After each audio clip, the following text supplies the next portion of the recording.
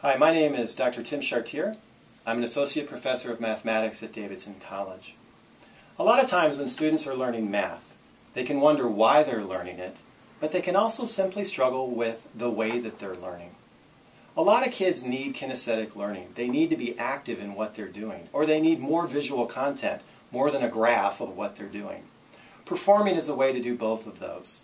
For example, you can simply take a ball, and you may not be able to juggle. Obviously I have three, so we know where I'm going because we can count. But let's just take one. There are a variety of ways that you can talk about that. For instance, you can simply throw it up, and you can talk about different ways that just throwing one ball can be connected to math.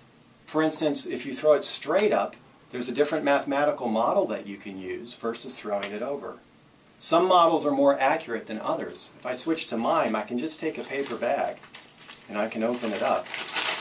And using a magic trick that I won't teach in the video, what I can do is I can take this bag, now I can grab a mime ball, and I take the mime ball, and if I throw it up, I can model that it goes back in. But if I don't model it right, something was weird. Like the ball got stuck, or the wind blew it up, and then it finally came down. And if you throw it just right, it really seems real. And you can do that with a bag, and you can then check it versus a real ball. Because this probably that should look more real, but they look similar to the pretend ball that I have. If you want to juggle, and you can even get animated jugglers on the web, you can even use number lines, or you can work with fractions with juggling.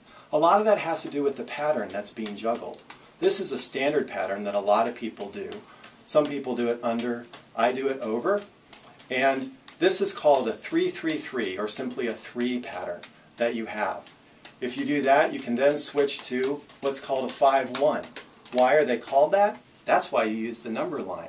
And that is actually not, it uses math, but it was invented by jugglers so that they could talk to each other.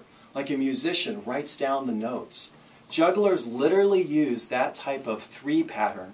They'll tell each other, I'm going to do a 5-1. Oh, okay, I'm going to. And it's a whole notation that they use that they'll even look at each other.